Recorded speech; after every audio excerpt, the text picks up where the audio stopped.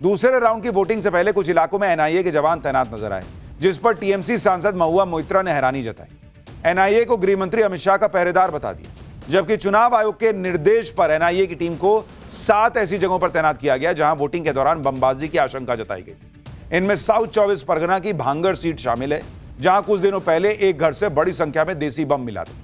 लेकिन भांगड़ सीट से TMC candidate ने एनआईए की तैनाती को उनके समर्थकों को डराने की कोशिश बता दी। एक्चुअली ये डराने के लिए ये काम कर रहे हैं। ये हमारा जो सपोर्टर्स है उसको डराने के लिए एनआईए टीम आया है। हम लोग कभी नहीं देखा है ये इलेक्शन के डे में, पोल डे में वो जो एनआईए, सीबीआई, ईडीए हम लोग कभी नहीं देखा है, ये पहले देखा है। अब सवाल यह है कि एनआईए की टीम को देखकर टीएमसी के ही समर्थक क्यों डरते हैं, बीजेपी के क्यों नहीं डरते? जो लोग सेंट्रल फोर्सेस की तैनाती पर हल्ला मचा रहे हैं वो बंगाल चुनाव में हुए एक नए खेल पर चुप। यह खेल आज वोटिंग के दिन पकड़ा गया। आप देखिए कि एक बूथ पर ईवीएम में बीजेपी के बटन पर ही टेप लगा दिया। देखिए, बीजेपी ने आरोप लगाया कि डायमंड हार्बर के फाल्ता में ईवीएम में बीजेपी का बटन टेप लगाकर ब्लॉक कर दिया गया। ईवीएम पर टेप लगाकर बीजेपी का बटन ब्लॉक करने को चुनाव आयोग ने गंभीरता से लिया। कहा जा रहा है कि जांच के बाद इस बूथ पर रीपोलिंग कराई जा सकती है। बीजेपी नेता शुवेंदु अधिकारी ने भी यहां पर दोबारा मतदान की मांग की। पेपर लगा दिया गया, इस तरह के एलिगेशन ये ओल्ड प्रैक्टिस वहां रीपोल होना चाहिए। पेपर लगा दिया गया, इस तरह के एलिगेशन ये ओल्ड प्रैक्टिस वहां रीपोल होना चाहिए। आप सोचिए बॉस, ईवीएम में इस तरह की चीज होना आपने देश में कहीं नहीं देखा होगा जो बंगाल में हो रहा कि बीजेपी के कैंडिडेट के नाम के आगे टेप लगा दी। और यह तो एक जगह की तस्वीर आई है। अब लोगों का मन में डाउट है कि कहां कहां ऐसा हुआ होगा। और जो लोग ये कह रहे हैं कि भाई वहां कोई भी वोट देने गया होगा उसको दिखा नहीं होगा, आपको क्या लगता है वो टेप लगाकर बीजेपी को वोट देने से मना करने के लिए टेप लगाया गया है? यह मैसेजिंग है बॉस। पुराने जमाने में फिल्म में नहीं होता था कि विलन आया, टेबल के ऊपर टांग चढ़ा के दोनों बैठ गया और चक्कू ऐसे घोप दिया टेबल पे, किसी का गला काटता था, मैसेज चला जाता था कि यहां क्या होगा, किसका राज चल रहा है। यह मैसेज है कि जो अंदर आया है उसको समझ में आना चाहिए कि जब यह ऐसी चीज हो सकती है तो बीजेपी को वोट देने पे क्या हो। कितने लोग बिना डर के ऐसे हालत में वोट कर पाए होंगे बॉस? आप सोचिए कि मामला कहां चला गया। लेकिन जो लोग ईवीएम हैकिंग का फर्जी नैरेटिव बनाते हैं वो उनको आज ईवीएम पे आप बोलते नहीं सुन रहे होंगे। जिसने भी बीजेपी के सिंबल पर टेप लगाया उसने मैसेजिंग कर दी कि अभी सोचो यहां और क्या क्या हो सकता है। एक और वीडियो वायरल हो रहा है जिसमें कुछ लोग एक पुलिस वाले को पकड़ लेते हैं क्योंकि पुलिस वाला मतदाताओं से टीएमसी की वोट देने के लिए कह रहा था। यह आरोप लग रहा है। कहीं ईवीएम के साथ छेड़छाड़ के आरोप लग रहे हैं, कहीं इस तरीके से पुलिस वालों पर आरोप लग रहा है कि भाई वो टीएमसी के लिए वोट दो कह रहे हैं। क्या ही हुआ है वहां? अब आप सोचिए बंगाल की क्या स्थिति है। और यह तब है जब 2.5 लाख से ज्यादा केंद्रीय सुरक्षा बलों की मौजूदगी में चुनाव हो रहा है। आप अंदाजा लगाइए कि यह सुरक्षा नहीं होती तो क्या होता। बंगाल में खुद मतदाता बता रहे हैं कि टीएमसी वाले किस तरह से धमका रहे हैं, बीजेपी को वोट देने पर मर्डर तक हो जाने की धमकी दी जा रही है। आज फाइनल राउंड की वोटिंग में ममता बनर्जी की अपनी सीट भवानीपुर भी शामिल थी और भवानीपुर में भी भयंकर बवाल हुआ। भवानीपुर बंगाल की सबसे हॉट सीट है। यहां से खुद ममता बनर्जी चुनाव लड़ रही हैं और बीजेपी के शुवेंदु अधिकारी उनके सामने। ममता और शुवेंदु अधिकारी आज दिन भर भवानीपुर में ही रहे और इस दौरान हाई वोल्टेज हंगामा देखने को मिला। ममता बनर्जी भवानीपुर में मतदान के बाद लगातार लोगों से मिल रही थी, विक्ट्री साइन बना रही थी, अपनी जीत का दावा कर रही थी। बंगाल में कितना कड़ा मुकाबला है यह ममता बनर्जी की बॉडी लैंग्वेज से भी दिख रहा था। बूथ के बाहर कुर्सी पर बैठ गई, लगातार मतदान पर नजर बनाए हुई थी। ममता बनर्जी ने आज भी इमोशनल कार्ड खेला और आरोप लगाया कि टीएमसी के कार्यकर्ताओं को मारा जा रहा है। बीजेपी गड़बड़ी करके चुनाव जीतना चाहती। देखिए कैसे हमारा वर्कर को पिटा है रात में। और देखिए जो एट्रोसिटी, कैन यू सी? एक गुंडाराज चल रहा है, देश को बेच दिया। ऐसे वोट कभी होता है? ऐसे कभी वोट नहीं होता है। वोट शांति से होता है। लोकतंत्र डेमोक्रेसी का फेस्टिवल होता है। Intention is very clear that BJP wants that forcefully to rig the election.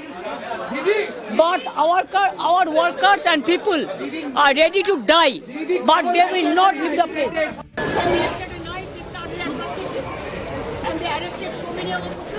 So there is a problem. It is a contempt of court.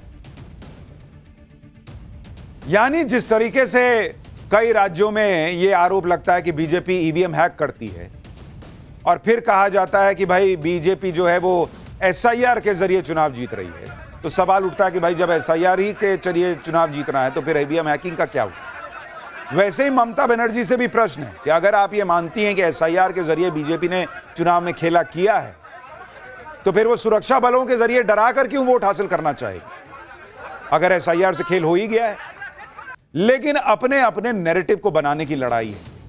उधर शुवेंदु अधिकारी भी भवानीपुर में डटे हुए थे। भवानीपुर में शुवेंदु अधिकारी और टीएमसी कार्यकर्ताओं के बीच जमकर नारेबाजी। शुवेंदु अधिकारी के सामने टीएमसी कार्यकर्ताओं ने जय बांग्ला के नारे लगाए। उसके जवाब में शुवेंदु अधिकारी ने जय श्री राम के नारे लगाए।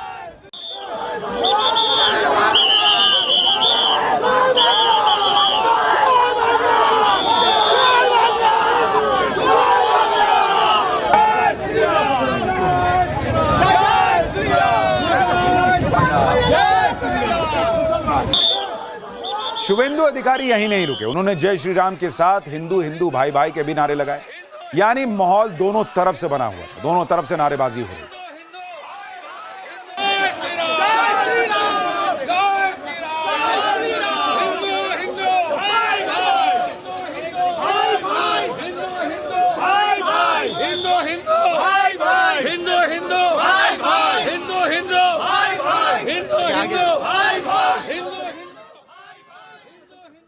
शुवेंदु अधिकारी और टीएमसी कार्यकर्ताओं के बीच झड़प लगातार बढ़ती जा रही थी। हालत यह हो गई कि टीएमसी कार्यकर्ताओं ने शुवेंदु अधिकारी को ही घेर लिया। सुरक्षा बलों की मौजूदगी में यह सब हो रहा था। हालांकि बात बिगड़ती उससे पहले ही हालात सुधार लिए गए। इस बीच शुवेंदु अधिकारी ने एक टीएमसी कार्यकर्ता को दौड़ा दिया। शुवेंदु अधिकारी ने कहा कि उनका घेराव करने वाले मतदाता नहीं बल्कि बांग्लादेशी हैं और इसीलिए वो भाग रहे हैं। शुवेंदु अधिकारी ने किसी को फोन करके हमले के बारे में भी बताया। देखिए वहां क्या हालात बन गए थे। আরে 217 নম্বর বুথ জয়েন ভবন আমাকে অ্যাটাক করছে মমতার লোকরা। আপনারা আনলফুল অ্যাসেম্বলি কি করছেন আপনি?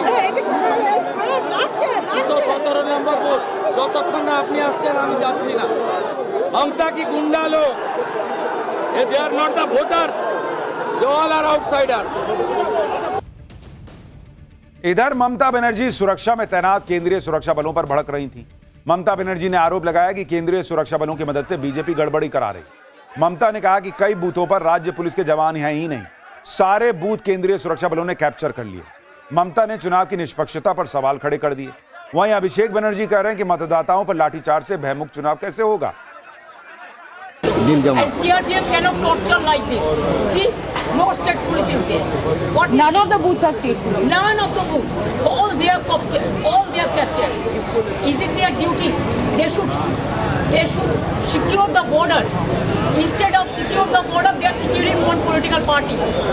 I'm sorry, I have never seen this type of thing. Because in my life, I'm fighting my election since 1984. And this time the atrocities terrible. এত atrocity হচ্ছে, এত অত্যাচার হচ্ছে। এবার আমার পাড়ায় দুটো পর্যন্ত মেয়েদের মেরেছে।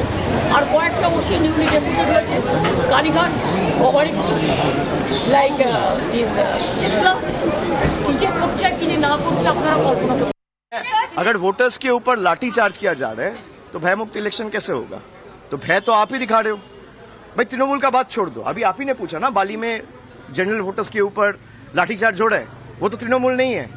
तो आप चाहते ही नहीं हो। अगर 30 लाख लोगों को आपने वोट देने से रोक दिया है तो आतंक और भय का परिवेश कौन फैला रहे? इन लोग बोलते कुछ और है, करते कुछ और है। 15 लाख का वादा दिया और 1500 करोड़ का पार्टी ऑफिस अमित शाह के पार्टी ने बनाया। तो अगर भय का बात कर रहे हैं तो भय ये फैला रहे और भरोसा दीदी और तृणमूल दे रहे। यानी ममता बनर्जी हो या अभिषेक बनर्जी, वो तमाम तरह के आरोप लगा रहे हैं सुरक्षा बलों पर, उनके इस्तेमाल पर, चुनाव को प्रभावित किया जा रहा है इसको लेकर। इसके पहले एसआईआर पर हंगामा था, लेकिन लास्ट में अपनी जीत का दावा भी ठोक दे रहे हैं। भाई सब जब ऐसा हो रहा है, आपके हिसाब से गलत हो रहा है, तो आप जीत कैसे रहे? भवानीपुर में दिन भर गजब का हंगामा हुआ।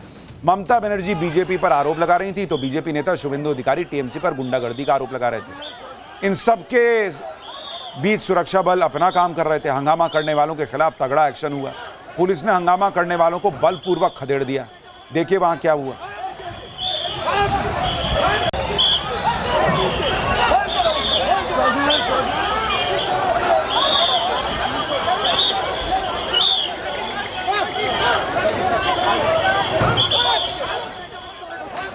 बांग्लादेशी मुसलमान मुझे देख के उनका वोटर लिस्ट से नाम चला गया ना, इसलिए थोड़ा बांग्लादेश का जो मुसलमान का स्लोगन है जय बांग्ला कर रहा था, मैं काफी 15 मिनट तो अलाउ किया, बोलने दीजिए कैमरा में।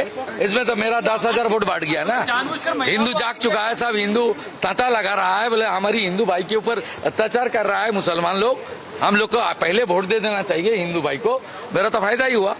और उसका बाद जब सेक्टर ऑफिसर आया, आरओ आया, सबको मैं फोन करके ऑब्जेक्शन किया। वो लोग जब आया तब मैं उनको, वहाँ एक नाला है, नाला के अंदर घुसा के आया। हालांकि भवानीपुर में वोटिंग के दौरान हंगामे के बीच एक अच्छी तस्वीर भी दिखाई दी। भयंकर गर्मी में लोगों से मिल रहे शुभेंदु अधिकारी को टीएमसी के एक पोलिंग एजेंट ने कोल्ड ड्रिंक ऑफर की। शुभेंदु अधिकारी ने भी टीएमसी एजेंट से कोल्ड ड्रिंक लेकर पी ली। शुभेंदु अधिकारी ने कहा कि गर्मी बहुत थी, इसलिए उन्होंने कोल्ड ड्रिंक पी। बुलाया मुझे और एक ये ठंडा पानी दिया, बहुत गर्मी है, ले लिया। भाई, ममता बनर्जी की सीट भवानीपुर का हाल यह था कि इतना बवाल कटा हुआ था, लेकिन बंगाल में दूसरे राउंड की वोटिंग के दौरान दूसरी जगहों पर हिंसा, मारपीट और बवाल की हैरान करने वाली कुछ और तस्वीरें देखी। दक्षिण 24 परगना में टीएमसी कैंडिडेट जहांगीर खान की विधानसभा सीट फाल्टा की तस्वीरें हैं, जहां जहांगीर खान के समर्थकों पर एक पोलिंग स्टेशन के बाहर पहुंचकर बीजेपी कैंडिडेट के खिलाफ नारेबाजी करने का आरोप लगा। पोलिंग बूथ के बाहर बवाल बढ़ता देख सीएपीएफ के जवानों ने भीड़ को खदेड़ना शुरू किया, जिससे वहां अफरा तफरी मच गई। भागते हुए कुछ लोग जमीन पर भी गिरे। उधर कोलकाता के श्यामपुकुर इलाके से आई तस्वीर देखिए, जहां बीजेपी और टीएमसी के समर्थक आमने सामने आ गए। दोनों तरफ से भयंकर नारेबाजी शुरू हो गई। दोनों गुटों के बीच टकराव रोकने में सुरक्षा बलों के जवानों के भी पसीने छूटे। नॉर्थ 24 परगना के बीजपुर विधानसभा क्षेत्र की तस्वीर देखिए, जहां एक पोलिंग बूथ के बाहर इलाके के टीएमसी पार्षद और निर्दलीय कैंडिडेट के बीच बहस हो गई। देखते देखते दोनों गुटों में धक्का मुक्की हो गई। काफी देर तक बवाल होता रहा। इतने मारधाड़ और हंगामे की तस्वीरें आपने देश में किसी राज्य में नहीं देखी। वहीं नादिया जिले के करीमपुर इलाके में पुलिस और सुरक्षा बलों ने मुस्तैदी दिखाते हुए पोलिंग बूथ में हंगामा करने के आरोप में कई लोगों को हिरासत में ले लिया। इस बार यह बड़ा बदलाव भी दिखा कि बीजेपी भी ग्राउंड पर टीएमसी को बराबर टक्कर दे रही, वो भी ममता बनर्जी के गढ़ में भी जाकर। आपको कोलकाता की तस्वीर दिखाता हूं। सुबह के वक्त वोटिंग शुरू होने के बाद जब कोलकाता की एंटली विधानसभा सीट से BJP candidate Priyanka Tibrewal polling booth का दौरा करने पहुंची, तो एक पोलिंग बूथ पर उनकी टीएमसी की पोलिंग एजेंट से जबरदस्त बहस हो गई। बीजेपी कैंडिडेट ने आरोप लगाया कि जगह कम होने का हवाला देकर बीजेपी के पोलिंग एजेंट को बाहर भेज दिया गया था, जबकि टीएमसी के पोलिंग एजेंट अंदर ही मौजूद रहे, जिस पर प्रियंका टिब्रेवाल ने आपत्ति जताई और इस मुद्दे पर उनकी टीएमसी की पोलिंग एजेंट और पोलिंग अधिकारियों से तीखी बहस हो। देखिए वहां क्या हुआ।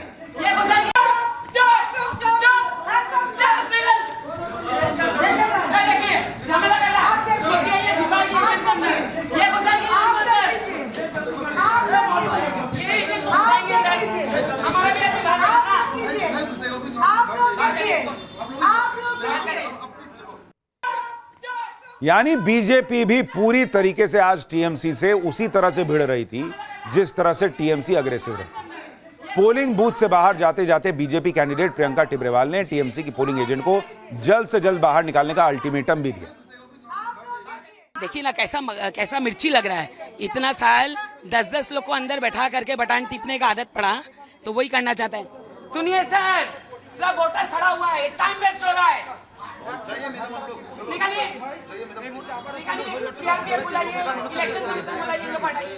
जोर से सुन, पीछे अगर मेरा पीछे आई तो तुम्हारा दिन ठीक नहीं। यहाँ पीछे आके दिखा तेरा बाप कितना दूध पिलाए, देखते हैं हम।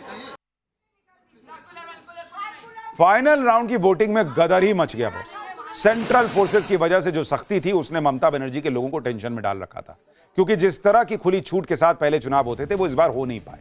लेकिन ममता बनर्जी को एक बड़ी उम्मीद मुस्लिम वोटर से हो। पाठशाला में हम पहले ही बता चुके हैं कि बंगाल में बीजेपी अगर जीरो से रेस शुरू करती है तो ममता बनर्जी एक मुश्त मुस्लिम वोटों के दम पर करीब 30% वोट लेकर रेस शुरू करती। आज की वोटिंग में भी कुछ ऐसी ही तस्वीरें नजर आई। मुस्लिम बहुल सीटों पर सुबह से पोलिंग बूथ के बाहर मुस्लिम वोटर्स की लंबी लंबी लाइन देखने को मिली। बंगाल में करीब 27% से लेकर 30% के बीच मुस्लिम आबादी है, जिनका एक मुश्त वोट ममता बनर्जी को इस बार मिला है, यह माना जा रहा है। मुस्लिम वोटों के दम पर ममता को बीजेपी पर एज हो सकता है। इस बार वोटिंग भी तगड़ी हुई है। तो किसके फेवर में बाकी 70% गया, यह बहुत कुछ तय करेगा। बंगाल चुनाव में इस बार वोटिंग के सारे पिछले रिकॉर्ड टूट गए। मतदान के आंकड़ों पर नजर डालिए तो पहले चरण में 93.19% वोटिंग हुई थी। दूसरे चरण में वोटिंग शाम 7:45 बजे तक 91.66%, ऑलमोस्ट 92% वोटिंग हुई। इस तरह से इस बार बंगाल चुनाव में अभी तक जो आंकड़ा है 92.47% वोटिंग हुई है। अंतिम आंकड़ा इससे कुछ ज्यादा ही हो सकता है, तो मतलब 93% के आसपास वोटिंग हुई है। मतलब बंगाल में 100 वोटर है तो उसमें से 93 ने वोट किया है बॉस। अब इंपॉर्टेंट यह हो जाता है कि वो 7 किसका वोटर था जो नहीं निकला। एक पॉइंट तो ये इंपॉर्टेंट है। दूसरा, भाई मुसलमान हिंदू तो रहा नहीं, सबने वोट किया है, 93% वोटिंग हुई है। तो इसका मतलब मुस्लिम वोट जो ममता बनर्जी के साथ एक मुश्त जाता है, यह माना जाता है, वो तो ममता बनर्जी की तरफ गया होगा। अब ये 70% जो है, बाकी आप मान के चलिए 63%, इसमें से कितना बीजेपी की तरफ गया है, यह बहुत कुछ तय करेगा।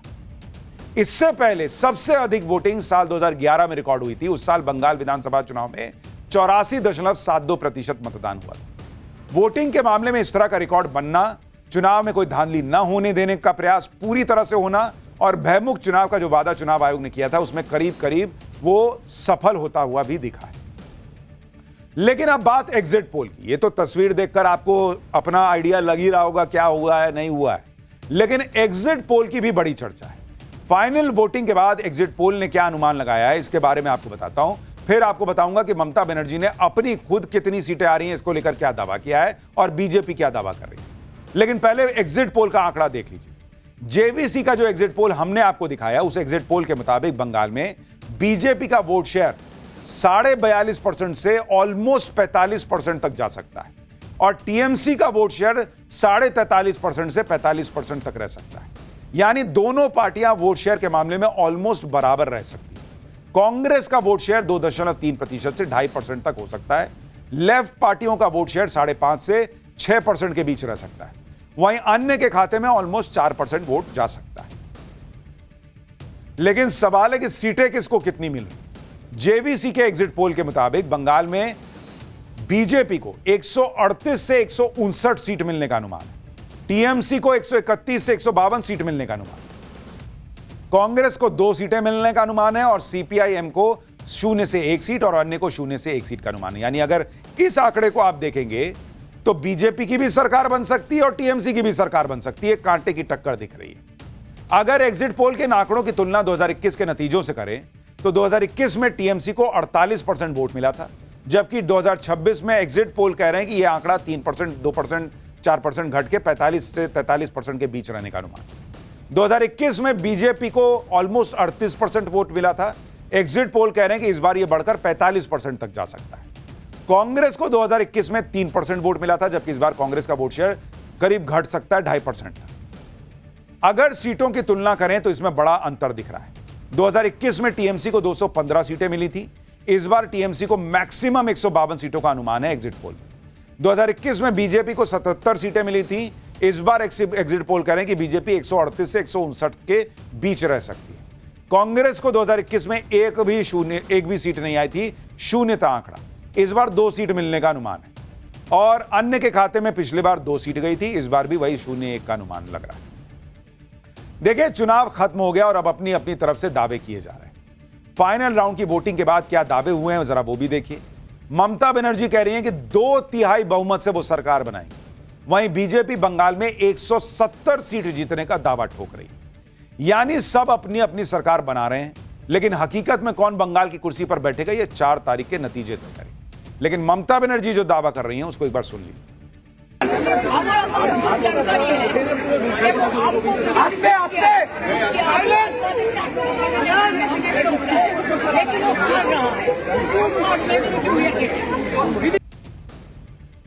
यह भी कमाल है। एक तरफ ममता बनर्जी, उनकी पार्टी सब आरोप लगा रही है, एसआईआर करके धांधली कर दी, इतना जो है वो सिक्योरिटी फोर्स लगाकर जो है वो लोगों को डराया धमकाया, और फिर कह रही कि 2/3 हमको जो है वो सीट आने वाली है। बंगाल में दूसरे राउंड की पोलिंग के बीच टीएमसी सांसद डेरेक ओब्रायन ने पीएम मोदी को अलग चैलेंज दे दिया। डेरेक ओब्रायन ने कहा कि पीएम मोदी ने खुद को ही बंगाल की सभी 294 सीटों का कैंडिडेट बताया। ऐसे में 4 मई को चुनाव में टीएमसी की जीत होने पर पीएम मोदी इस्तीफा देने की हिम्मत दिखाएं।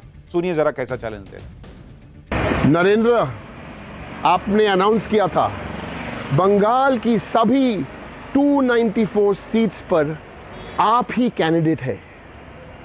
बड़ी बड़ी बात छोड़िए, ये चैलेंज स्वीकार कीजिए।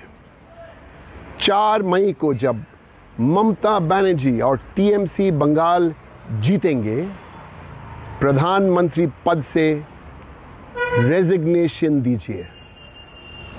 है दम? कोई लॉजिक है इस चैलेंज का? बंगाल में चुनाव हो रहा है, नरेंद्र मोदी प्रधानमंत्री की कुर्सी छोड़। बंगाल में तो अब तक बीजेपी और टीएमसी एक दूसरे को चुनौती दे रहे हैं और कोई हार मानने का संकेत भी नहीं दे रहा। लेकिन दूसरे राज्यों का क्या हाल है वो भी आपको बताता हूं। जेवीसी के एग्जिट पोल में असम का क्या हाल है सुनिए जरा। वहां 126 सीटों की विधानसभा है।